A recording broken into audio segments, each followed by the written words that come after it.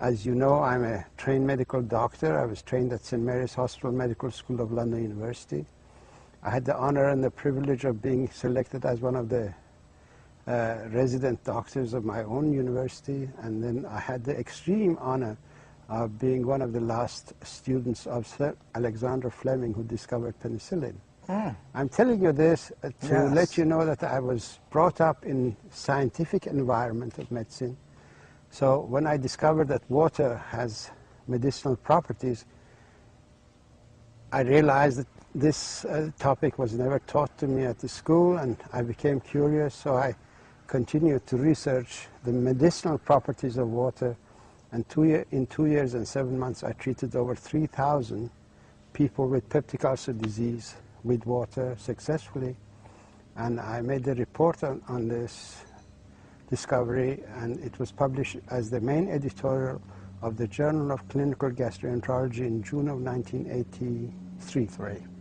And New York Times picked up the article and commented on it, and it was syndicated all over the world, announced to the world that water had medicinal properties. Let me just ask about that study where you got 3,000 positive cures. Yes. How many were the number of people in the study? Oh, there were lots of people. 3,000 cures was every single one who tried the water got cured. Oh, so 3,000 of 3,000 got the cure? Yes, oh, absolutely. Okay. This is the important Yeah, thing. sure. Because then I came away with the understanding that these people were just thirsty. I was quenching their thirst. And we in medicine had labeled thirst as a disease. So this was the challenge before me. Oh, thirst is considered a disease? Well, in modern medicine, yes. That's what they are doing. They're treating all these so-called diseases of dehydration with medication. That is why we have the sick care system. That is why we have a so-called sick care system that is costing this nation, American people, $1.7 trillion every year, and it's rising to 12% every year. Well, because we in medicine never understood water, never realized that water is important, and we've always thought that it's a solid matter that dissolves in the water in the body that's important. So you helped to change the paradigm from thinking about the solid or solutes to the solvent. That is correct. The liquid. That's in 1987. I presented the guest lecture of a cancer conference under the title of Pain and Need for Paradigm Change, explained that the diseases of the human body occur when the body becomes dehydrated. That dehydration is the origin of pain and disease in the human body, including cancer. And this shocked the scientific community. Yes. It really shocked them to total silence at the conference. But one by one afterwards they came and thanked me for this information, because I had explained to them it's not this one item, one particle or another particle that causes the disease. In my approach, it's a system upheaval. A system, when a system is not functioning, it's that system that produces symptoms of dehydration that we've assumed to be disease conditions.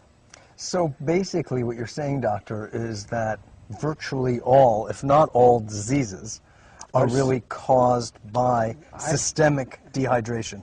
All diseases are either states of dehydration, complications of dehydration, or consequences of dehydration. And water is a nutrient. It is the deficiency of this nutrient in the body that causes the health problems.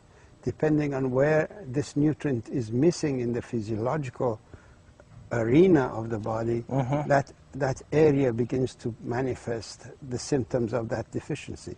And we have labeled these symptoms of deficiency as diseases, because water is the main source of energy to all living things.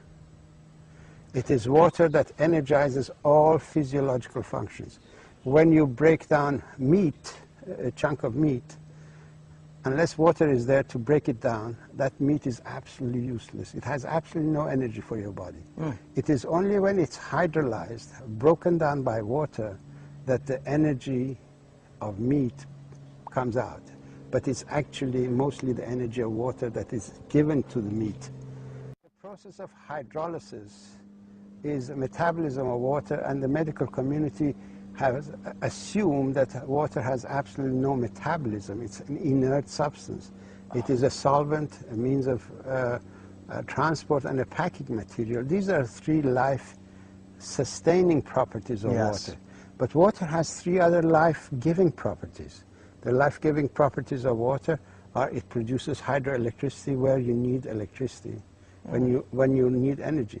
All neurotransmission system depends on energy produced by hydroelectricity at the cell membrane of the nerve tissue. Then you have the process of hydrolysis, which energizes whatever it breaks down. And then you have the adhesive property of water, which assembles everything together. So these are the life-giving properties of water that we in medicine never understood. And this is what I brought out, and I published in my book, Your Body's Many Cries for Water. As you know, each cell is in a water environment, in the same way as we have satellite dishes to bring information to people.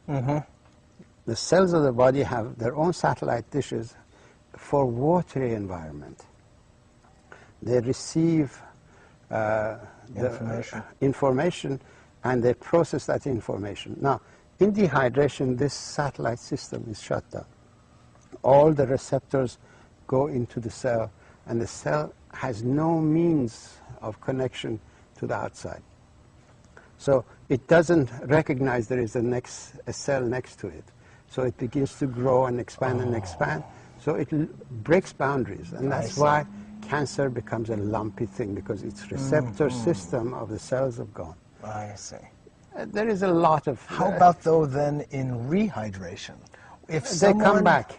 They come back. And a lot of people have actually been And then the tumor and the cancer cells will actually reduce and dissolve? There are quite a number of testimonials in the book Water Cures, Drugs Kill, of people whose cancers have disappeared. Lymphoma has disappeared, cancer of prostate has disappeared. And they all go, because we need to study water as a anti-cancer medication. Once we do that, for each different discipline, we need to have a protocol for that. Sure. But personal observations of people is that their cancers have reduced. Basically, you need water in order to survive. You need the minerals.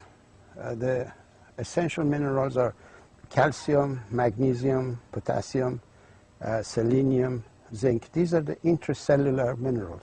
If you give the body this mineral or eat a diet that contains these minerals, you also need salt. For every quart of water, you need a quarter teaspoon of salt, because there are two oceans of water in the body. One ocean of water is inside the cells. The water that you drink goes into the ocean inside, and the salt that you take keeps some of that water in the ocean outside of the cells. These two oceans have to be in balance in the same way as Atlantic and the Pacific have to be in balance. Once you take the water, you take salt, you take these minerals, no disease will have a chance to appear. Then you need the right diet for repair mechanisms and for raw materials, for neurotransmitter formation, for creation of proteins and so on. We teach this to the school children. We can save them from a whole lot of problems. Obesity? Obesity is a complication of dehydration. We can save children from complications of dehydration. Their education ability will improve. Their tendency to addiction will disappear, because addiction is another way of showing that the body was short of water and we substituted. When you drink water, you secrete endorphin in your body. Endorphin is the natural opiate of the body. When you don't drink water and you're hooked to that opiate, then you go and take the drugs that stimulate the opiate sensors. Okay? Yes. Water will help people get off the drugs. This is the book that people should read, Water Cures, Drugs Kill. This is 28 pages of explanation of why dehydration is the origin of disease, and there are 186 pages of how water cured the incurable diseases when the pharmaceutical drugs could not.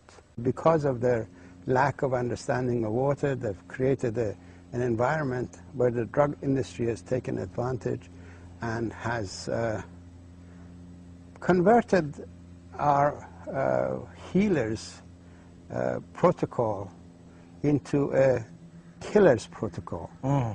The drugs that are used in medicine, according to Washington Post, which is in my latest book, Water Cures, Drugs Kill, even when used according to the prescription of the doctor, make 2 million people sicker and kill 106,000, which makes this the 4th largest killer in the health field.